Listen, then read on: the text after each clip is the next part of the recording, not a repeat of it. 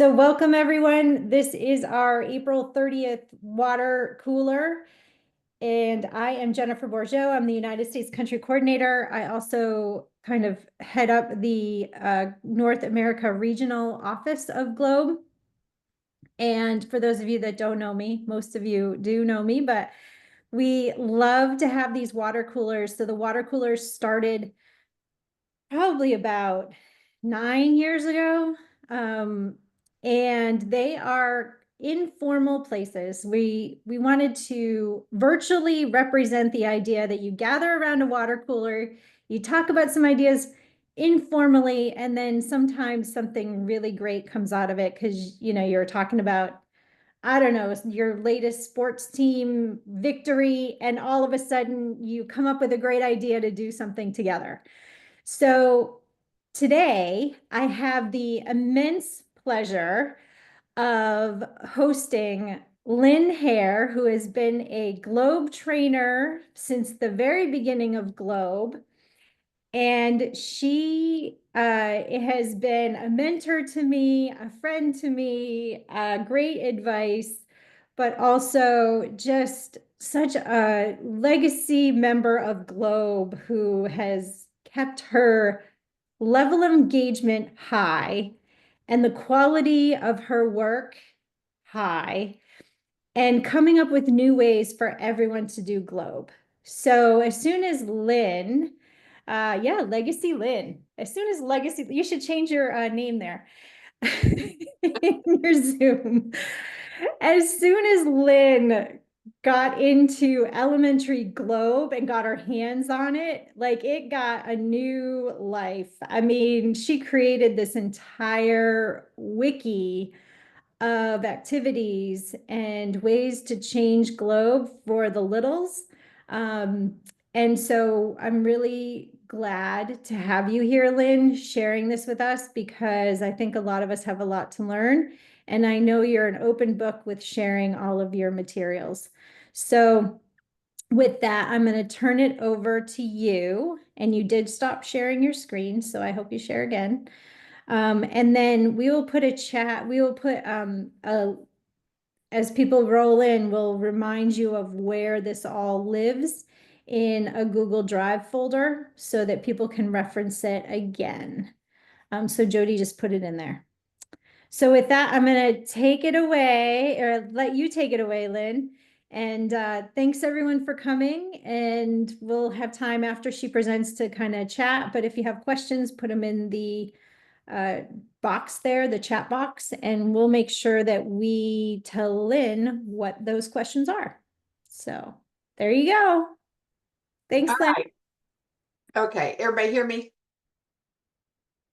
Okay. Yes. So I started out with the soils portion and the atmosphere portion and the water portion and just about everything when it first started. And when Globe was called at the very beginning, it was called K-12, and I kept saying, no, it's maybe 4, but 5-12. What are we going to do for the littles? And so I've taught kindergarten through 5th grade at one point or another in my life, and I started looking for ways that we could make it accessible to some of our smaller constituents. So we'll just start in. There are several things, and what I'm going to do is just I have a plethora of files to show you, but I want to point out some of the ones that you may not be aware of. Sorry, we're having a thunderstorm here. I don't know if you just heard it roll through or not, but I'm hoping that if our electricity goes out, give me 4 minutes and I'll be right back on. Okay, now I have a dog in my lap because she's worried about the storm. But anyway, so I'm going to start with the storybooks and just give you some ideas of some things to use and things I have used either in training or when I have been working with them with these storybooks. And so let's see, sorry, my dog got me off track here. So we're going to go through the storybooks. I know what I was going to tell you. All of these things are in this folder, and the folder is going to have everything that I show you plus some more things. There are 157 files, but they're all organized by Storybook and by lesson and learning activities. So I think you'll be able to find them without any problem. So if you've never used this cloud triangle, it's really good because it goes step by step through what the clouds are. The idea is, and I'm going to, can you see that? Do you see a big triangle? Okay, Yes. I'm going to go through this really quickly because I'm a visual learner, and to me, people can talk all day about clouds, but if I'm doing something and drawing something and putting it to paper, then I learn better. And so this is just a step by step, and obviously I'm going through this really quickly, but it's just a step by step way of helping your students know about the 10 cloud types. And right now we're on cumulonimbus here. Also, if you've not used this English, now there is another version of this. This is the English version for Contrail ID. And this one is a really good one. This one is something, the Cloud Teller. It's, if you remember those cootie things that we used to do, kids, I don't know if they even know about them today or not, but this is one of those cootie chaser things for clouds. And then there is also a, oops, sorry. There is also a dichotomous key for clouds if you want that. Now, the one thing that I want to talk about, also this NOAA, it has the cloud and then it has the explanation that you can find, so you can turn that. That one is a really good one too. Estimating cloud cover, what I did was, if you can imagine, this is one, if you haven't done this one, it's taking 10 strips, which would relate to 100% of clouds, 100% cloud cover. What I did was I took it and made the strips, I divided the strips according to a blue sheet of paper, or blue construction paper. So anyway, that's just because it's hard to divide 11 and a half by, or an 11-inch into 10 inches. So I just went ahead and did that. And that's the estimating cloud cover. So this is the sheet that goes along with that. Now, this is a flip book. Do you know that clouds have names? And what I did, if you're not, I think you're probably familiar with flip book, but the picture is on the front and words that you say to the kids are in the back. So this would be the picture, and here are the words. And so what I want to show you in this is, before we learn their names, a really important thing to know is that clouds are named from shape, how high they are, and precipitation. And then I created a stack of cloud pictures. I'm going to go ahead and go through this real quickly. And this is interactive in that the kids are holding up, whether they're stratus, cumulus, cirrus. I created this, and I created a song. Of course I did. Look at the sky and what do you see? What do you see? What do you see? Look at the sky and what do you see? Are there any clouds? Okay, that's the song.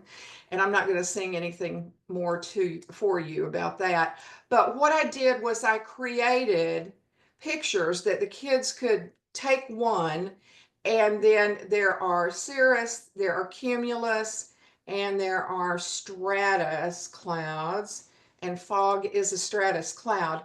But in the flip book, there are instructions on how to, or what to tell the kids to do. So at some point, the kids are standing up. At some point, if they're cumulus, they stand up. If they're cirrus, they stand up. If they're stratus. Also, there are instructions in here for verbal as well as kinesthetic types of things to do.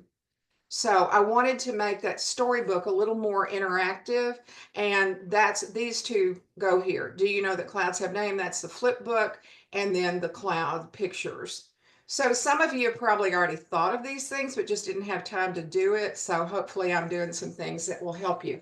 Um, I want to go through, let's see, if you've never built a thermometer, third and fourth grade would be a good place to start. And what I did was I created this chart. I made the pictures bigger so that the kids could see how they're supposed to set up their thermometer system. And it just helps a little bit. You laminate these, and then if they get wet, it doesn't matter. But laminate these, and then each station has one of these cards so they can see exactly how they are to do it. And that goes along with building a thermometer learning activity. One of the things that we used to do in training was the question would come up, why are we using all of these instruments? Why can't we just use the ones that we have at school? Or can we use the ones that we have at school? They're not like what Globe expects. And so we did an activity, and I put it to PowerPoint. So you tell the kids or the students, if you're doing it with teachers, you tell them, if you're doing it with students, don't ask any questions, just follow the directions. And so they choose a thermometer, and in this you have a bucket or a container with all different kinds of thermometers. You choose a thermometer, you go outside, you find a place that you want to take the temperature, and you hang up the thermometer or place it where it's not going to be impacted by anything around it. Wait 2 minutes, record the temperature, wait 2 minutes, record the temperature, come back inside and share your results. And the don't ask any questions, these are some of the thermometers that you might have at your disposal, plus some that are broken, some that don't read at all, some that you don't know how to read. If you've never read a Max Min thermometer, you're not going to learn just by going outside and trying to read it. So then they come in and you graph it either on the board or if you have a poster, and then you record the data. And the idea is we've got some that don't work. We've got some that we don't know how to read. We've got some that are not appropriate. You might have a meat thermometer. You might have, because a thermometer is a thermometer, right? Wrong. And so this is the lesson that goes along with that. Any old thermometer will do, or will it? And then what I did with this one, well, in case you don't have 57 different thermometers, I went through and found a whole bunch of thermometers. And let me see if I can get it going here. So there's a worksheet or a data sheet, and then thermometers. And so I just found a bunch of thermometers that the kids could read or not read, and what's the temperature. And so the idea is there are so many different kinds of thermometers. What is this thermometer used for? Is it in Fahrenheit? Is it in Celsius? And so that goes along. These three go along together. And then this activity is one that I did for littlers. And the thermometers match up with the degrees. And so the color around the degree matches up with the color of the juice in the thermometer, if you will. And then I have some others there for people to make up their own if they want. And I have a lot of these in Word document. And so if you want Word documents so you can make your own, I'll be more than happy to give them to you. There's no problem with that. Solar mitts. If you've never done solar mitts, basically you take a construction paper that's black and construction paper that's white. You fold it hamburger style. You're going to tape it at the top, at the side, and leave the bottom open so that you can slip it on like a mitt. So you have one black, one white, and the kids take these outside, and it's incredible the difference in temperature that I mean, it hits immediately. I did this with second and fifth graders, second through fifth grade, and they were amazed. They put them to their cheeks, and they were thinking, and they said that the white one was so much cooler than the black one. And anyway, it's a really good activity to show them about reflectivity, but also just about temperature changes with color. So that was pretty much thermometers, temperature, and do you know that clouds have names? Discovery at Willow Creek, one of the things that I did was when the story is being read, the kids can be looking at the differences in what happens from the fall and in the spring and record the differences here. And if this is not big enough for your students to write in, once again, I have the Word document and you could do that. But in the fall, excuse me, in the fall, the creek is tiny. The bridge is going over this tiny creek, and there are so many differences in what happens in the spring. The water is colder, it's running faster, it's much bigger. And so the kids can draw the difference in what they see in the spring, and then write down some things if they want to. Magnify that. There is this activity uses a magnifying lens, and I've got another one in observation that I want to show you that kind of goes along with this later, but magnifying that is a really good one. And then Water Wonders, the macro match, I did an extension on this because, and I'll show you in just a second, as I scroll down,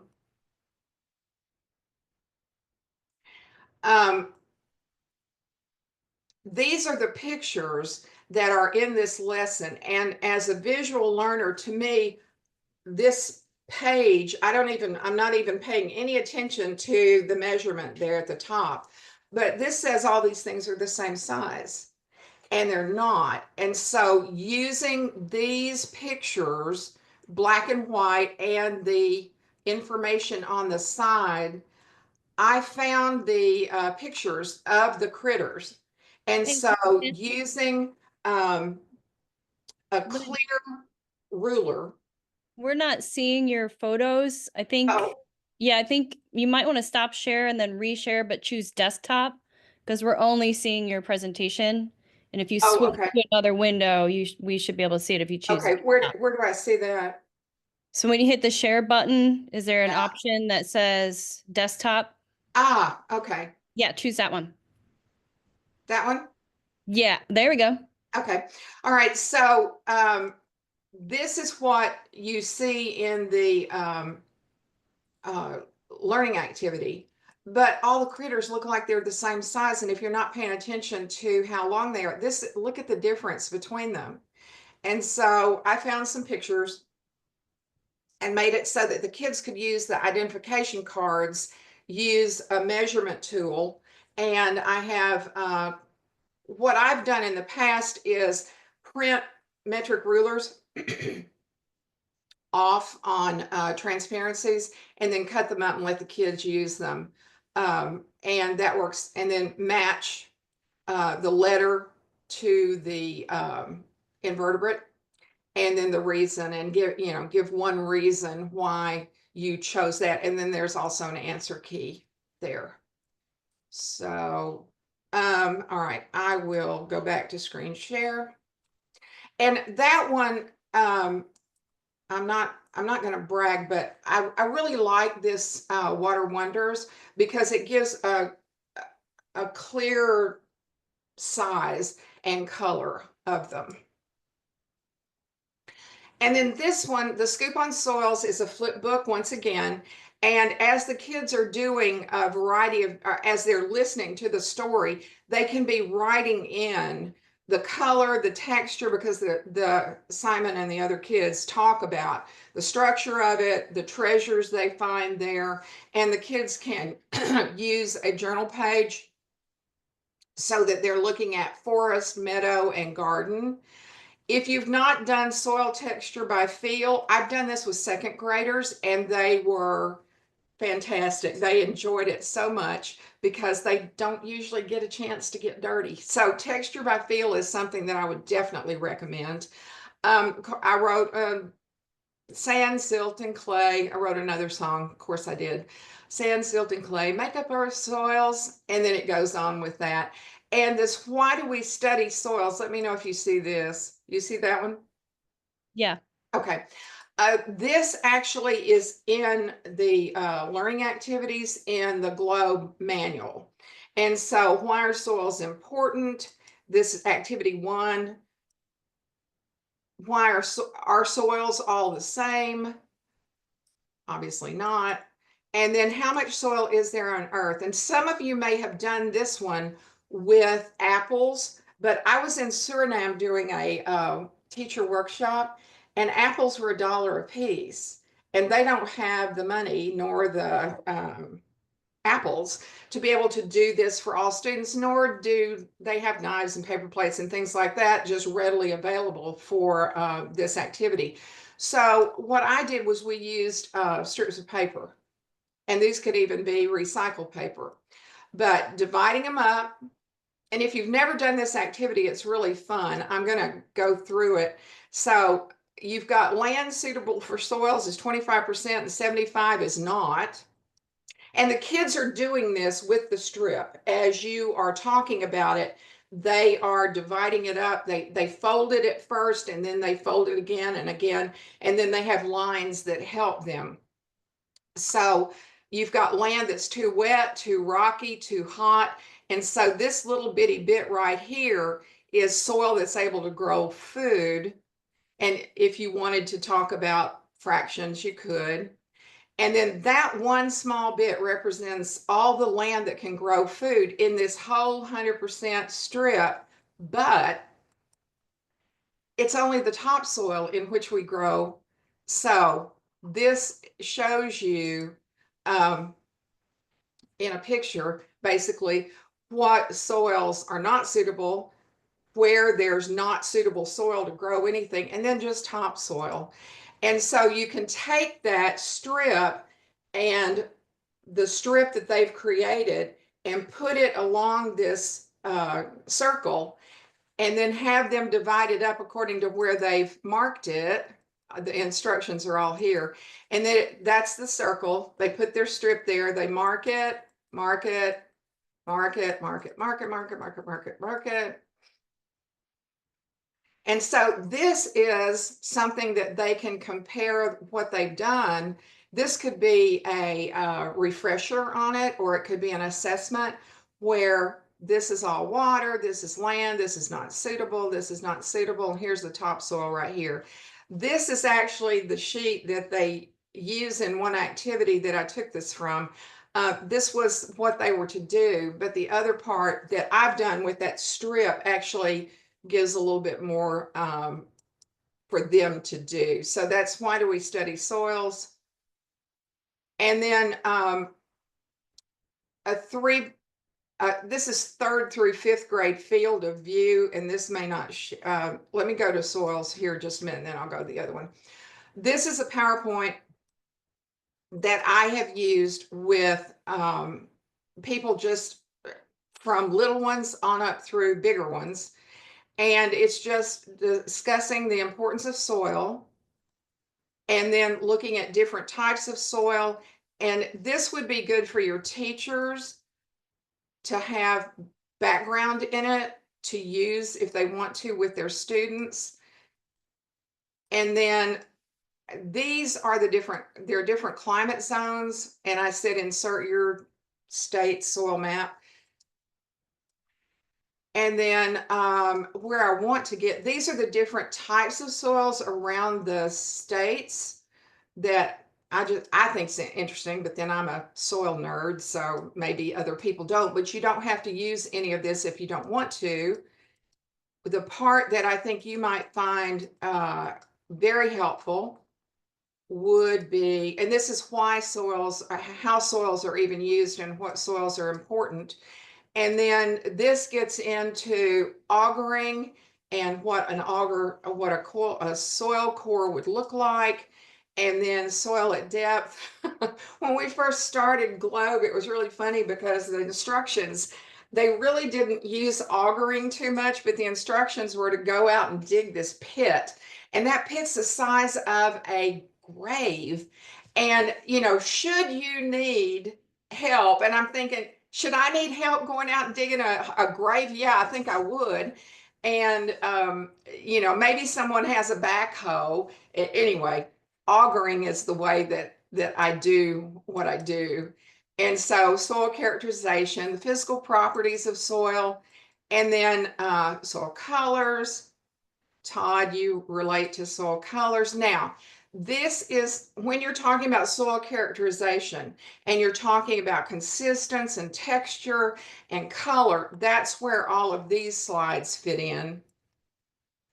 So we're talking about structure. We're talking, and that is the importance of structure is how it allows water to flow or not flow. And so that's really important for some vegetables. Textural triangle, this thing drives people crazy, but once you get the hang of it, it's really pretty simple. But for K4, you wouldn't want to mess with it. But this would be something that teachers could follow with students, and it's a step-by-step how to do texture by feel. And then you form a ribbon and then rub the wet soil in. And if you don't know how to do this, call me up and I'll come do it for your groups. Anyway, soils are all different, and these will just give you some ideas of, this was for Arkansas, but your own state should have these types of guides for you. So anyway, that's that. The 3x5 field of view, I was trying to think in terms of, and I'm going to stop share and share this one. The field of view, can you see this? I bet you're not going to be able to. Can you see that? Yes. The page, you see it? That says, Yeah, it says a 3 to 5 field of view, and then on the right it says soil, the good, the bad. no, Oh, that's what I'm wanting to get to. This, okay. This, there we go. all right. One of the things that I think, especially with environmental education, is we just say, go outside and observe, but they don't know what to observe. They don't know how they're looking at things, what they need to be seeing, what we're looking for when we tell them to go outside and look. And so what I did was, they would be seated here, and then there are four kids. One's looking north, east, south, and west. So you've got four kids in a square, sitting kind of with their backs to each other, and they would circle which direction they're looking, and you would tell them which direction. So you'd put everybody, the north people would be seated first, and then the other other three would sit next to them. So then they are to draw what they see. And I mean, kindergartners can do this. You could also do temperature, air temperature, soil temperature, surface temperature. And so this is just a little bit more with a writing prompt of, what's the weather like? What's the ground like? What type of vegetation do you see? And it doesn't have to be a Picasso. Well, not Picasso. That's a bad example. He's weird. It doesn't have to be precise. It can be, if they see a tree, then they draw a tree, and a kindergartner can draw a tree. So anyway, that's the field of view. And I took it down just a notch so that, let's see, can you see my slides now? Yeah. Okay. So that is for soils, and oops, I have lost, hold on a minute. I'm in a buffering place, sorry. Anyway, so these PowerPoints are things that I have used to teach adults, and have used them to teach kids, and have used them to teach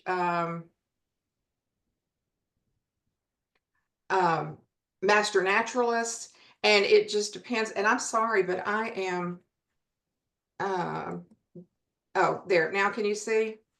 Yeah. Okay, I don't have, Sorry about this.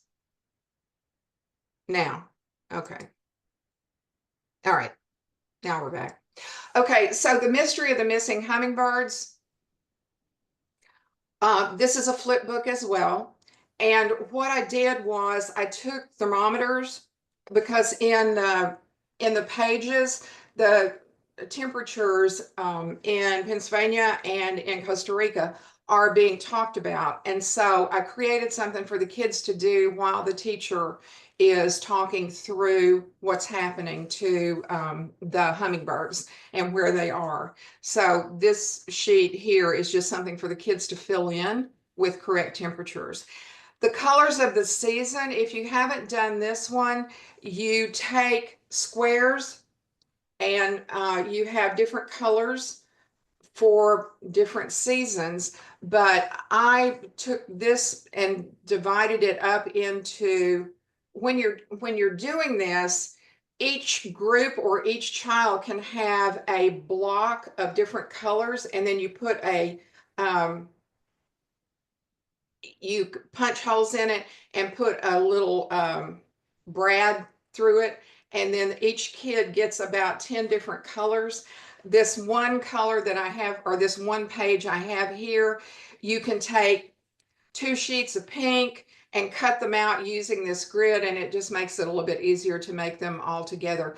They asked students to do some things about hummingbirds, and they may not even know everything there, the parts of a hummingbird or what a hummingbird even looks like. In Arkansas, we have the ruby throat. We don't have any other hummingbirds, so the ruby throated hummingbird is what we have. Rufus have tried to come in, but our ruby throats won't let them in. Then this mystery of the missing hummingbird phenology. I just have a bunch of different things that you can do in talking about oh, this is one that you're going to see in just a minute. Oops. Zoomed in and zoomed out. When you see the big picture and then you see a zoomed in picture. So in workshops, I have used this picture and said, all right, what do you see here? And people say they see flowers and they see a hill and they see clouds, and some may say, well, I see the sun. We're not seeing your photo. We're just still seeing your slides. Oh gosh. Okay, I'm so sorry. All right, I will get to this in another thing. So you're seeing my slides? Yeah. All right, the phonology workshop, the phonology has lots and lots of things in it to do with things that you can do with hummingbirds, as well as I'm trying to get through it. All right, now I'm back. Anyway, look at this, because if you want a lot of different types of activities that go along with the missing hummingbirds, the mystery, then that goes with that. This is something that I created for seasons, card games. These cards right here, there's a slew of them. And then I also created a dice game of summer, fall, winter, spring. So you've got seasons, and then there are story starters. And I've used this with teachers. These are the beginning story starters, and then had them talk in their groups. It was really a good way to get them to introduce themselves to each other. And then this one, I am going to share this one. Let's see. How do I? You'll probably have to stop share and reshare. Yeah, that's what I'm trying to do, but stop share and then start share. I know I'm jumping around a lot, but this one, now you see it? Yeah. Okay. This one is the grid, the transparency grid that overlays this. And so it's a way of pixelating different times of years or anything really. We did this when we were teaching. We did a baby's face in the globe training when they do remote sensing and we're looking at pixel sizes. So this was something I tied into fall. And then this is what the students are looking at. And what they discover once they've done this is that there's a lot of green in this, even though it's fall. And so anyway, you're using this as the base, you're using that as a transparency, and then the directions are, you've got a 10 by 10, so it's 100%. And then you count up all the pictures that in that pixel, what's the major color. And so that has been kind of fun to do with pixelating. And then let me get back to share. I know I'm going through all this really quickly. That would be cool for a satellite image too. Yes. Yeah. Well, and I wanted to get something that was simple enough that the kids could, see. And that is what it's for. These pictures of the bunnies, I've got a bunch of different animals in each of the seasons.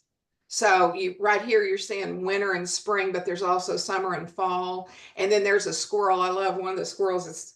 His hair is flying and he's flying through the air. Anyway, so there's a bunch of pictures here that go along with this, where they roll and then they have to start a story that goes along with it. And they've got story starters here. All right. All About Earth, Our World on Stage. This one, this is a flip book. And Elisa, some of you may know Elisa Wycliffe. This was her idea, and this actually is her play where she took the words from the storybook and created a play about it.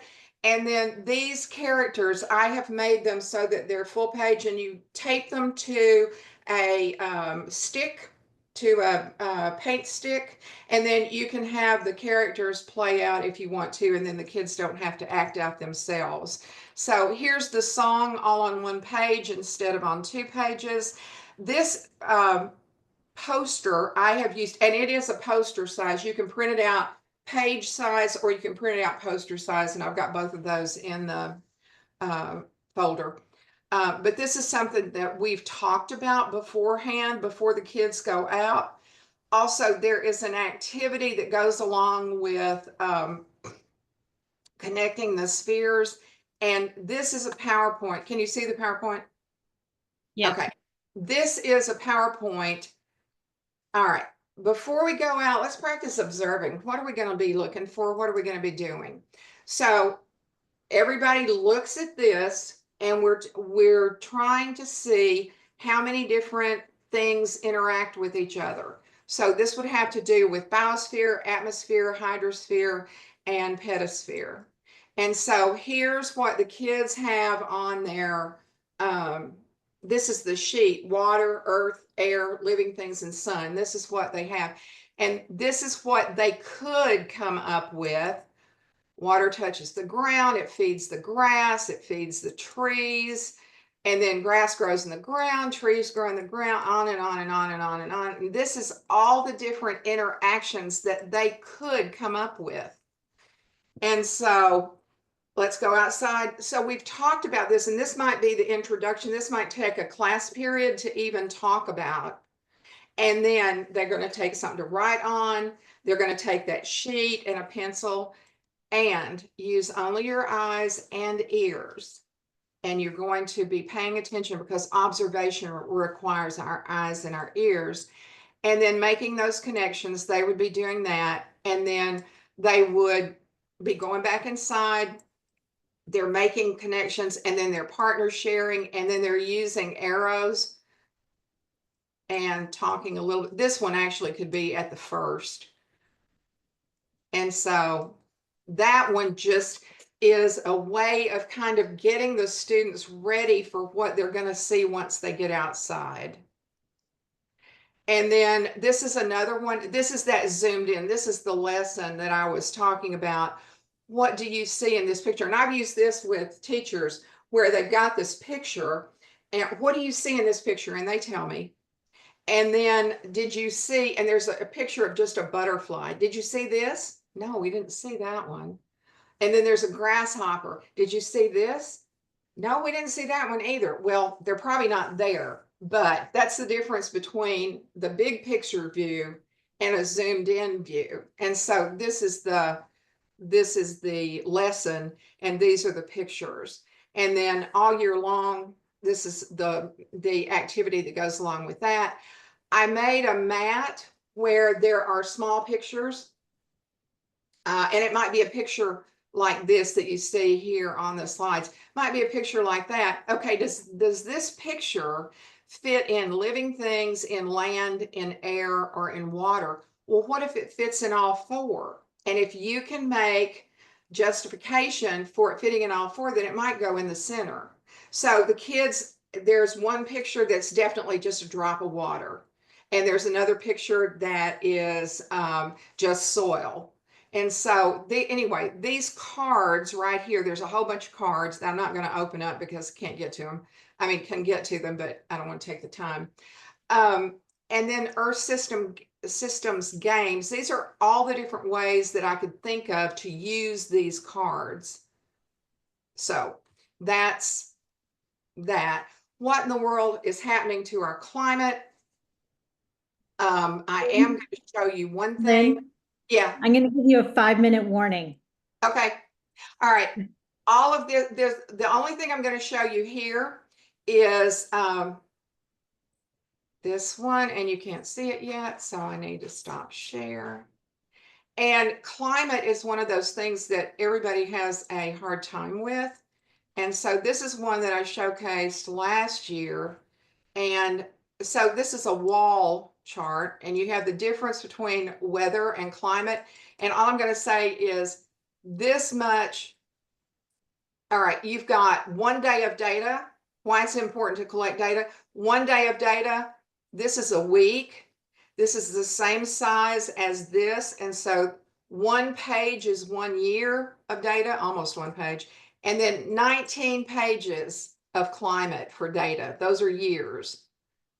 All those pages, well, they're not years, but 1 week of data, 1 year of data, and 30 years of data. And all that goes on the wall so kids can see how many weeks it makes up for climate. And then climate's what you expect, weather's what you get. And then there's some different types of climate. So this would be 4th, 5th grade in that, but that's visualizing. And then share, I'm gonna hurry. All right, so climate, making a climograph, and your favorite month of weather, and a sensory weather game are here. Here's the Google. I created this for macro mappers, but making a Google climograph, it's step by step. Then this is more things that go, and seashores on the move.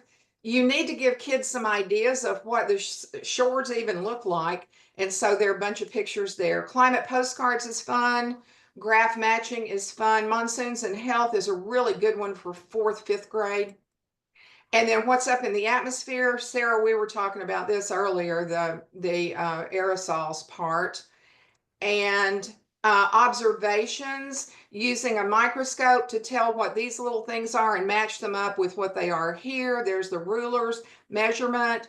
I've got a bunch of different cylinders and rain gauge, and I made a song. Observation, make an observation. Observation, tell me what you see. Okay, so observations. And then there are 2 things in progress. One, I'm doing a K1 Lexile wording for the storybooks, and I'm in the process of creating a really simple climograph lesson so that you do temperature first, or you do precip first, and then you do temperature, and then the kids put them together using a sheet protector. So that's something I'm working on now. If you have any questions, and then make sure you put the link in for the Google folder. So. All right, we have 2 minutes. So does anybody have any questions? First I should say, Lynn, thank you Thank you. Thank you. I think that there are so many resources. I could spend like 3 hours. And then another 3, and then another 3, and then another 3. So thank you for presenting and sharing all of these with us. And I think everyone has the Google Drive, but if you don't, we can stick it in there one more time, Jody. And are there any questions?